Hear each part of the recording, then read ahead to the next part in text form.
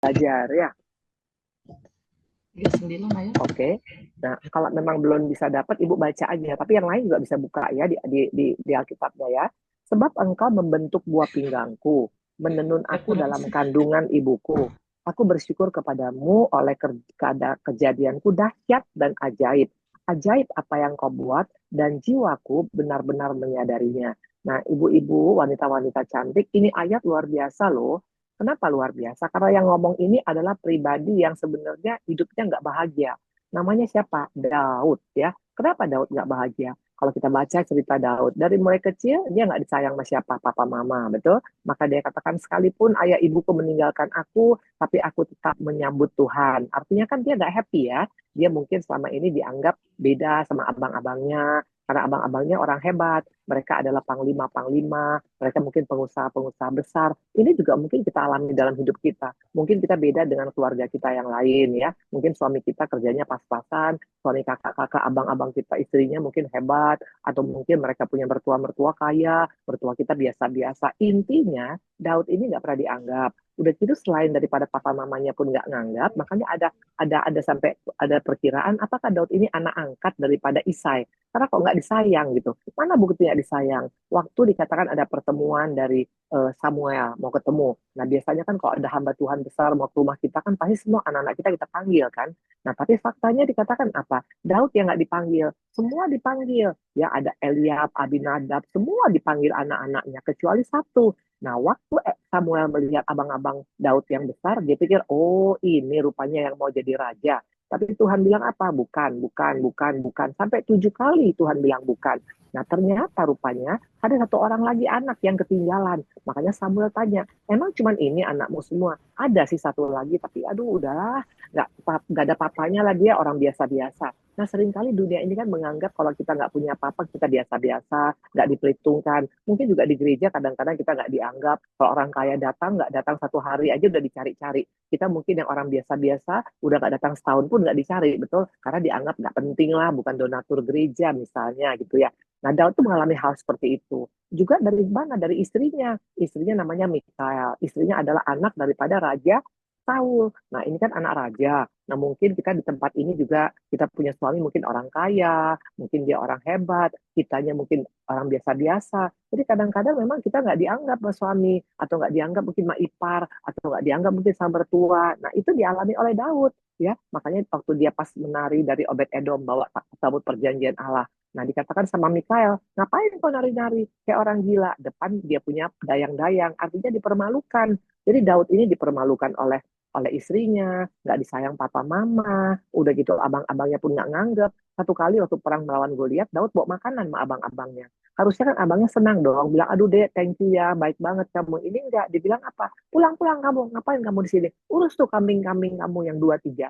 Jadi artinya Daud tuh nggak pernah dianggap oleh siapapun, nggak dianggap oleh abang-abangnya, nggak dianggap oleh papa mama, nggak dianggap oleh istri, bahkan anaknya pun Absalom yang sangat disayang mau bunuh Daud. Jadi bayangkan kita punya anak, kita urus dari kecil, tapi sudah dia besar lupa sama kita, bahkan ngelawan kita, bahkan mungkin nggak pernah ke rumah kita lagi, karena mungkin rumah kita kecil. Intinya Daud itu mengalami hal yang tidak baik, yang tidak mudah. Tapi yang kerennya dia berkata, kejadianku dahsyat dan aku sangat menyadarinya.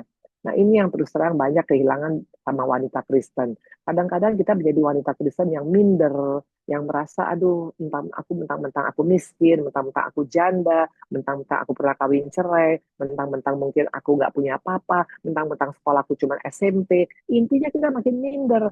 Nah pertanyaan, apakah memang Tuhan jadikan kita seperti itu? Enggak, kita ini dahsyat ibu-ibu. Ya dulu pun saya pribadi yang minder. Saya minder sekali. Kenapa? Karena saya pernah kan kawin cerai, kalian tahu kan. Itu kedua juga kan suami saya pernah masuk penjara, kalian tahu kan. Itu ketiga juga saya nggak punya uang karena waktu pas pindah ke Bandung, hotel kami di Aceh dibakar. Jadi nggak punya apa-apa. Jadi kalau ketemu dengan keluarga itu nggak pernah dilihat. Terus terang kadang-kadang saya ada pun nggak dilihat, apalagi kalau nggak ada orang nggak nyari itu loh. Makanya saya makin minder, makin minder, makin minder, makin nggak pernah ketemu keluarga. Karena setiap ketemu keluarga yang mereka ngomongin tentang hartanya, berliannya, udah gitu dia anaknya di Amerika, sementara anak saya sekolahnya di sekolah biasa-biasa gitu loh. Jadi saya makin minder, makin minder. Waktu itu saya belum bertobat, makanya saya merasa aku orang yang paling-paling malang hidupnya.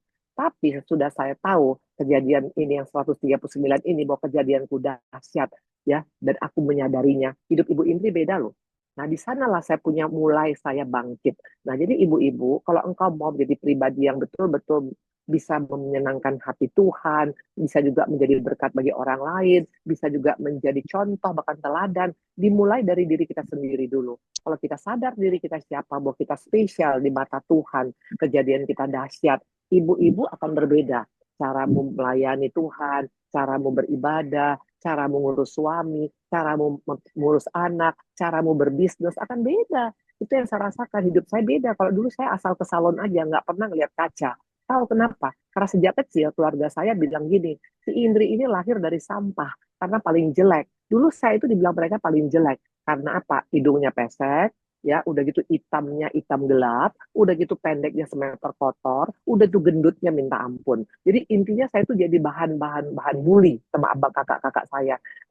Si Indri ini mah ini keluar dari sampah dulu ini, nggak tahu anak siapa. Waktu saya lahir saya berat badannya 5 kilo, gedenya minta ampun gitu loh. Makanya ayah ibu saya hampir meninggal karena udah kayak baby umur 3 bulan beratnya gitu loh, ya. Jadi nggak ada mukanya, udah nggak ada bagusnya lagi gitu loh. Dan juga badannya juga gendutnya minta ampun. Udah gitu belum lagi kulitnya hitam legam, belum lagi udah gitu pendeknya minta ampun. Intinya nggak ada yang bagus gitu loh. Nah, makanya saya makin minder, makin minder, makin minder. Apalagi pas sudah siap itu kawin, cerai lagi. Habis itu udah punya suami pun juga masuk penjara lagi. Jadi mindernya itu 100 kali lipat gitu loh. Tapi waktu tanggal 20 Mei 1999 saya bertobat. Waktu Tuhan bilang, Indri, engkau berharga di mataku, aku mengasihi engkau. Di sanalah saya mulai tahu dan mulai menyadari ternyata kejadianku dahsyat. Nah, jadi ibu-ibu, Ibu Indri nggak mau kalian seperti Ibu Indri, ya, mengalami minder. Karena minder bukan dari Tuhan. Kalau dari Tuhan itu harus bilang, terima kasih Tuhan, aku spesial di matamu. Aku bangga jadi anakmu. Itu dari Tuhan. Tapi kalau merasa makin minder, kenapa aku hidup, kenapa aku lahir, kenapa aku sial, kenapa aku seperti ini, itu bukan dari Tuhan. Dan kalau ibu-ibu, sahabat-sahabatku, adik-adikku di tempat ini, engkau bertahan dengan pikiran seperti itu, hidupmu akan menjadi sangat tidak bahagia. Penyakit kanker dimulai dari pikiran yang tidak bahagia. Ya, penyakit jantung, penyakit kanker, penyakit mah, itu semua tuh diawali dari pikiran yang tidak bahagia, hati yang tidak bahagia. Maka dikatakan hati yang gembira adalah obat, betul? Jadi obat itu bukan hanya karena minum vitamin, bukan karena kita minum obat-obat yang mahal, bukan. Tapi waktu hati kita gembira, kenapa? Karena kita tahu siapa diri kita. Bahwa kita spesial di mata Tuhan, ya. Nah, sampai di sana kira-kira nangkep nggak semuanya? Nangkep Nang ya? nangkep, Ya. Bu. Coba, saya mau coba Nangkep, Bu. kalau semuanya sadar bahwa dia spesial di mata Tuhan, coba bikin tanda hati. Bikin tanda hati di dia punya di layarnya tanda hati. Bahwa memang engkau sadar bahwa engkau spesial di mata Tuhan. Ayo coba bikin semua tanda hati. Wah, luar biasa nih. Cantik-cantik tuh semuanya dia sadar dirinya sekarang siapa. Nah, beda hidup kita sayang. Kalau engkau sadar, mungkin suami walaupun kadang-kadang bilang, oh dasar kamu memang nyesel gue kawin sama kamu. Nggak ada urusan. Kita bukan hidup dari apa kata orang, tapi hidup dari apa kata Tuhan. Tuhan katakan, engkau berharga di mataku, anakku. Aku mengasihi engkau. Engkau anak kesayanganku. Wah, luar biasa ya. Makanya kalau kita anak kesayangan Tuhan, akan beda hidup kita ya. Nggak lagi banyak mengeluh, nggak banyak bersungut-sungut. Karena kita tahu, kalau kita anak Bapa, apa yang Bapa punya, itu kita punya. Sama seperti waktu itu si sulung. Kan dia bilang, Bapak, aku setengah mati kerja, bertahun-tahun aku kerja. Tapi kambing pun nggak pernah kau berikan. Tapi lihat anak yang bungsu itu, dia sudah main pelacur, dikasih lagi lembu tambun. Nah, seringkali kadang-kadang pikiran kita seperti ini. Kita hanya cuma mengeluh hal yang remeh-temeh. Padahal kita adalah ahli waris Bapak. Apa yang Bapak punya, kita punya. Apa yang Bapak punya? Ada damai sejahtera, ada sukacita, ada keselamatan, ada pembelaan, ada penghiburan, ada berkat, ada kepintaran, ada promosi. Banyak ibu-ibu. Nah, itu semua milik kita. Nah, tapi karena kita nggak sadar kita anak Bapa, makanya kita hanya dikit-dikit mengeluh. Kenapa Tuhan? Kok aku nggak dapat? Jangan mengeluh sama berkat kelas kambing, ibu-ibu. Ya, itu berkat kelas kambing. Ini kita anak berkat anak raja. Kalau anak raja tuh beda loh, betul? Ya, makanya nanti ibu-ibu nanti kalau ketemu sama Ibu Indri nanti kita retreat ya, harus semangat. Anak raja semangat, betul. Dari cara menyanyinya, dari cara misalnya ibadahnya, dari cara semangatnya, ya dari cara kalau makan jangan terlalu semangat, nanti bahaya makan 5 piring, betul ya. Kalau untuk makan jangan terlalu semangat gitu loh. Tapi kalau untuk ibadah, untuk cari Tuhan, untuk cari jiwa, untuk baca firman, untuk menyembah, nah, itu boleh semangat luar biasa. Untuk bekerja harus semangat. Ciri khas daripada anak raja itu semangat ya, nggak males, nggak hanya nonton Korea dari pagi sampai malam, betul ya?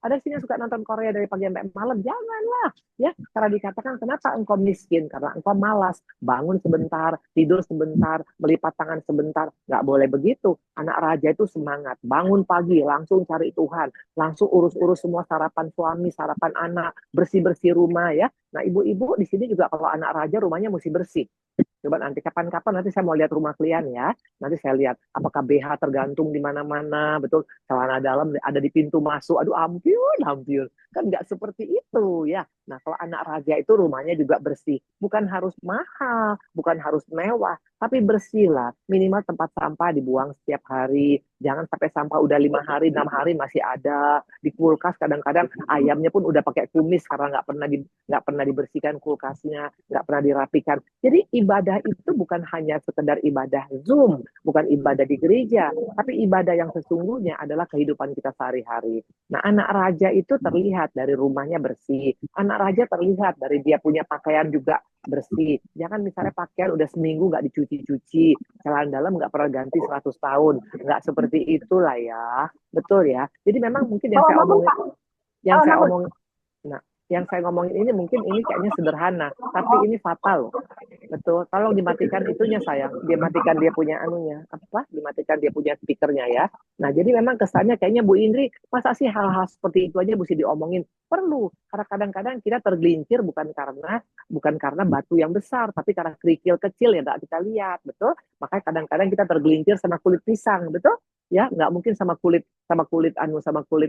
durian kan besar durian kelihatan. Kadang-kadang kan pisang kecil kelihatan warnanya kuning nggak kelihatan. Tergelincirlah kita. Sama juga dalam kehidupan ini. Kalau kita anak raja, harus kelihatan bedanya. Nah, kalau kita sudah melakukan bagian kita sebagai anak raja, di sana berkat anak raja akan kita terima. Ngerti ya ibu-ibu ya?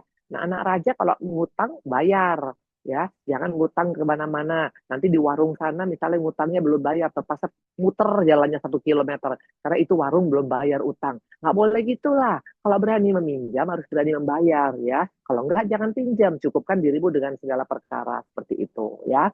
Nah, jadi pesan Ibu Indri hari ini adalah apa? Kenali identitasmu. Engkau kejadiannya dahsyat. Kita adalah ahli waris kerajaan surga. Kita adalah anak kesayangan Bapa dan kita berharga di mata Tuhan. Itu semua ayatnya ada. Ya, ayatnya ada di Yesaya 43 ayat 4a. Itu tentang kita berharga ya. Nah, kalau ahli waris tadi saya kasih ayatnya sama Rara tentang kita adalah ahli waris. Makanya kita panggil Bapak kita Aba Bapa. Ya, jadi kita dengan Tuhan kita bukan jauh, dia Bapak kita. Nah, kalau sama Bapak dengan anak itu kan beda ya. Kayak anak saya yang paling kecil itu sama bapaknya dekat banget. Pas bapaknya pas mau makan sate, anaknya minta, itu udah mulutnya udah buka mulut gini, Pak mau Pak, dibuka lagi, mana untuk kamu katanya. Karena anak bapak tuh anak kesayangan. Nah, kita anak kesayangan bapak, kita suka dipangku-pangku bapak. Makanya cara dipangku bapak gimana? Sering-sering ketemu sama bapak, banyak ngobrol sama bapak, bangun hubungan dengan bapak. Jangan ketemu sama bapaknya cuma hari Natal, betul? Ya, kalau hari Natal baru datang, kalau dapat payung gratis, janganlah gitu ya. Tapi pagi-pagi cari bapak ngomong-ngomong yuk, pengen ngobrol-ngobrol sama bapak, gitu loh. Jadi kalau ibu itu sama Tuhan, mama Tuhan Yesus tuh udah kayak bapak sama anak yang betul-betul. Nanti kalau lagi sedih, bapak mau lagi sedih, peluk, itu terasa. Itu bisa kita rasakan karena punya hubungan. Makanya jangan ketemu cuma hanya Natal atau Paskah karena dapat telur, betul? Ya. Nah, harus bangun hubungan. Nanti kalau ibu-ibu ini semua bangun hubungan, nanti ibu ini ketemu sama kalian langsung beda loh. Pertama dengan kemarin batch pertama dengan batch kedua, nanti saya bisa lihat tuh, udah beda sekarang kelihatan mukanya orang yang anak kesayangan tuh biasanya mukanya sumringnya makin cantik ya. Jadi di sini yang mukanya makin jelek pasti kurang hubungan sama bapaknya.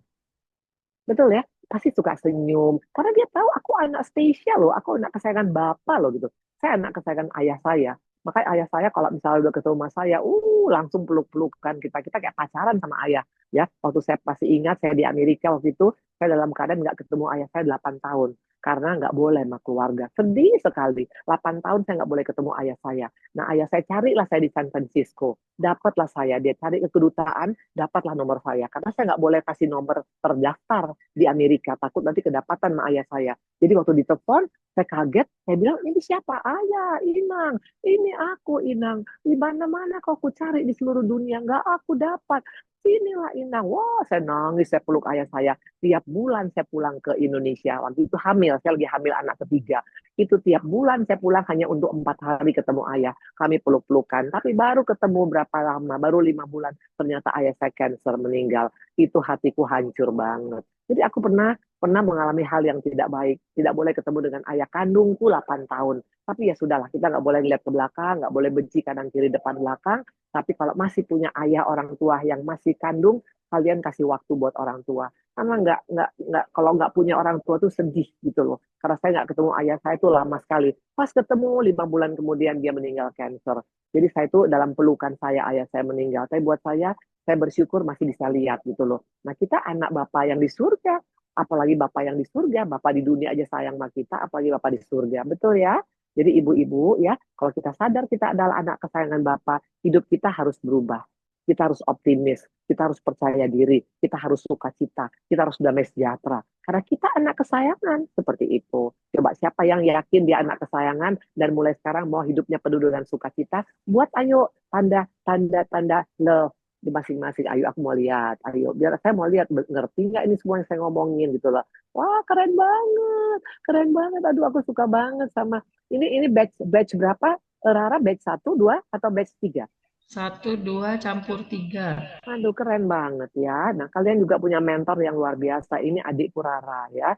Dia adalah pribadi yang belum lama saya kenal, tapi dia punya hati sangat cinta Tuhan ya. Nah, makanya nanti kalian bisa ketemu sama Rara. Mungkin lebih gampang ketemu Rara dari saya, karena saya kan terus terang kan bukan di Jakarta, saya kan orang Bandung. Dan saya kan juga lumayan juga, kalian tahu sendiri, pelayanan Ibu Indri pun cukup banyak ya. Saya tuh sampai tahun 2028 juga udah full. Nah, makanya ini kenapa kita bisa bikin kongkos cantik, ini karena anugerah Tuhan. Tahu kenapa? Karena Ibu Indri dipecat dari Medan. Ya sudahlah, kita pun nggak boleh marah ya. Jadi diberhentikan dari Medan, nggak boleh lagi pegang perusahaan ayah, ya nggak apa-apa. Tapi gara-gara nggak jadi pegang di Medan lagi, nggak pegang di kebun lagi, jadi sekarang bisa masuk dalam kongkos cantik. Nah, ibu-ibu, adik-adikku selalu berpikir positif. Kalau kita nggak mendapatkan seperti yang kita harapkan, nggak apa-apa. Tuhan punya rencana yang lain. Nah, itu akan beda hidup kita. Tapi kalau kita bilang, kenapa?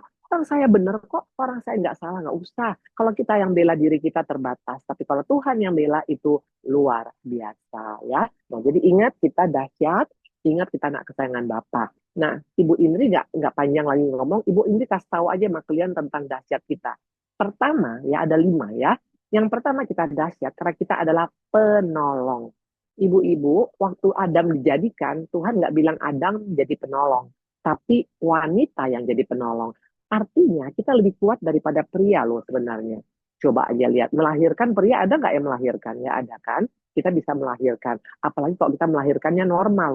Sakitnya lagi kontraksi, betul. Ibu Indri, anak Ibu Indri semuanya lahir normal, tiga-tiga. Cuman yang satu nggak normal karena Ibu Indri waktu itu sudah umur 42 dan sakit dan ada varises dan udah nggak bisa lagi berdiri atau jalan. Tapi selama anak pertama kedua tuh semua normal. Coba bayangkan bapak-bapak kalau kena kontraksi, matilah bisa berdiri, betul. Baru kena ada jerawat yang satu aja dipencet, udah menjerit-jerit suami saya. Apalagi kalau hamil 9 bulan, muntah-muntah, belum lagi perutnya gendut, belum lagi melahirkan kontraksi. Tapi ibu-ibu kuat kan?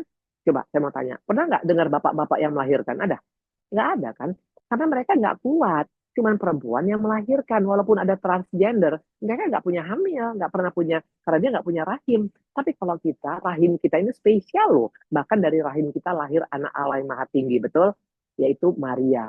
Rahim Maria, padahal Maria hanya perempuan biasa. Rahimnya dipakai. Maka melalui rahim kita, nanti kita akan melahirkan anak-anak yang luar biasa. Ibu-ibu, jangan pernah kau bilang anakmu anak biasa. Katakan selalu anakku luar biasa, anakku anak Tuhan Yesus, anakku anak pintar, anakku akan berhasil, anakku akan menjadi anak yang menjadi kebanggaan Tuhan. Perkatakan, karena waktu kita perkatakan yang baik, terjadilah sesuai dengan perkataan kita. Jangan bilang anakku bodoh, anakku tolol, jangan ya. Seperti itu. Makanya saya juga bersyukur, saya punya anak 4.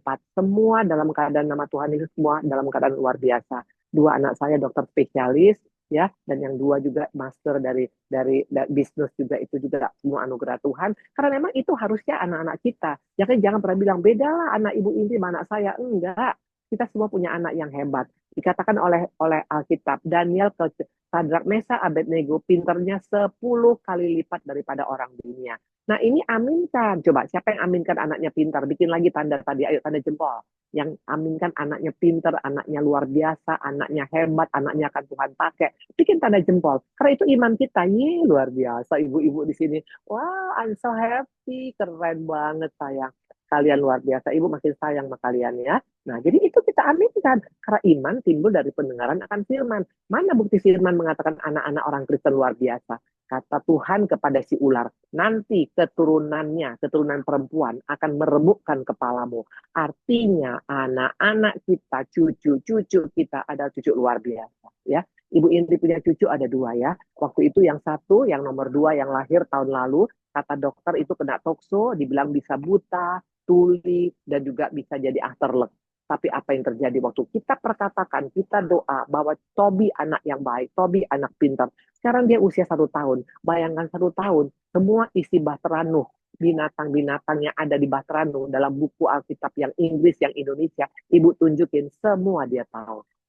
Coba, apakah itu anak bodoh? No, anak pintar. Ya, makanya jangan pernah katakan bahwa tapi beda Bu Indri. Mungkin pengaruh makanan nggak ada. Sadrak Mesa Abednego tuh mereka nggak makan makanan raja. Mereka hanya makan sayur, mereka hanya makan buah, dan mereka itu puasa. Tapi mereka pintar luar biasa. Bahkan dikatakan 3 generasi raja yang berbeda, mereka dipakai sebagai orang kedua dalam kerajaan. Jadi anak-anak kita bukan anak biasa-biasa, ibu-ibu. Makanya mulai sekarang kau pandang anakmu, tiap kau berdoa pagi-pagi, terima kasih Tuhan, anak saya anak yang luar biasa, Tuhan akan pakai hidupnya untuk memuliakan Tuhan.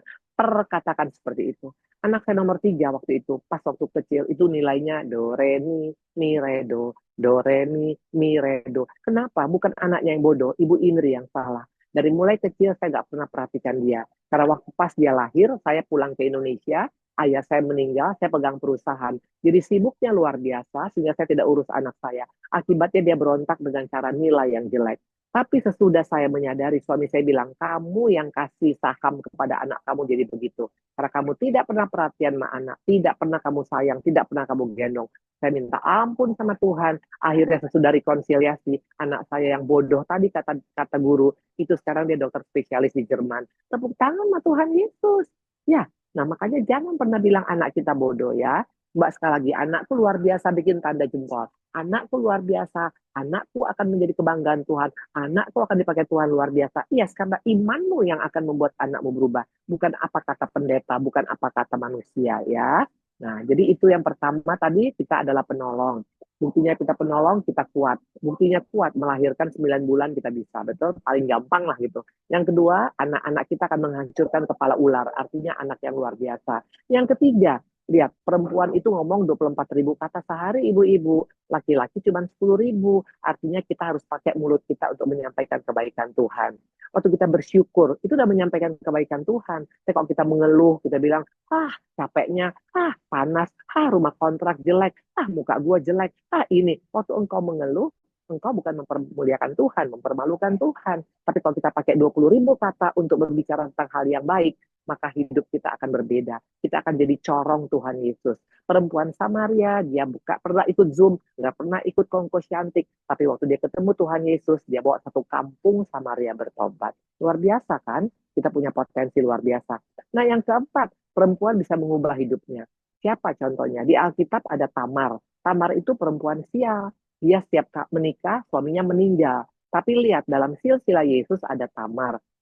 Dikatakan ada Rahab. Rahab itu pelacur. Mungkin kita pernah dulu hidupnya nggak benar. Mungkin kita pernah jadi pelakor. Mungkin kita pernah dulu melacurkan diri. Mungkin kita pernah berzina. Mungkin kita pernah masuk penjara. Mungkin kita pernah melakukan hal yang tidak baik. Itu pun kita bisa ubah hidup kita. Katakan Rahab masuk silsilah Yesus.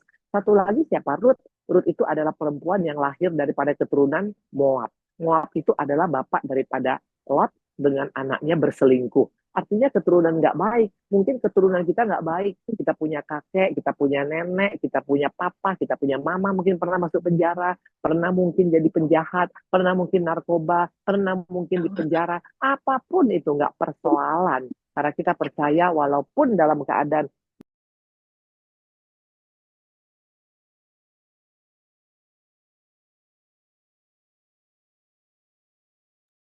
Ibu suaranya kepencet. Ibu kemut.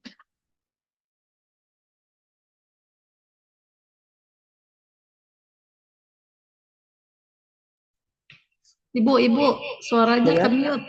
kedengeran, dengeran, dengar sayang. Kedengaran. Sudah ya. Nah, jadi oke.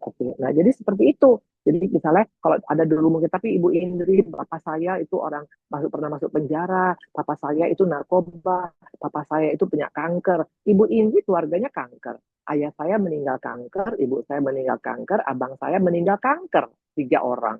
Dan keluarga saya itu kemungkinan kanker. Bahkan keluarga kakak-kakak saya bilang, kau pasti kena kanker juga. Ya nggak mau lah, saya bilang. Kalau anak raja beda dong. Kanker juga bisa dipatahkan, betul? Nah, jadi ibu-ibu jangan pernah engkau aminkan bahwa engkau punya penyakit kutuk keturunan. Enggak.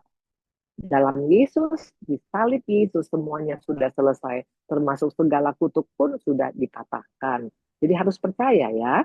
Nah, yang kelima, yang paling terakhir adalah apa? Wanita itu adalah suara, adalah partner kerja Tuhan yang luar biasa. Kenapa bilang? Kalau kita lihat, Yesus lahir dari rahim perempuan, betul? Nah, waktu Yesus bangkit, siapa yang pertama kali melihat? Perempuan yang bernama Maria Magdalena. Jadi setiap kita harusnya jadi pribadi yang berdampak, ya. Jadi kalau ibu-ibu hanya cuma pikir all about you, yang penting aku baik, yang penting aku awet muda, yang penting hidupku gampang, yang penting depositku banyak, yang penting anakku berhasil, tapi nggak mau bergerak, nggak mau bawa jiwa kepada Tuhan, nggak mau doakan orang lain, nggak mau berkati orang lain, nggak mau peduli dengan orang lain, berarti ada yang salah dengan kita. Jadi kenapa makanya saya tertarik buat Kongko Syantik? Saya mau dari Kongko Syantik nanti keluar pribadi-pribadi yang luar biasa, wanita-wanita hebatnya Tuhan, anak-anak kesayangan Bapa yang sadar siapa dirinya, yaitu dahsyat dalam nama Tuhan Yesus. Ya, jadi hari ini kita sudah selesai. Ya,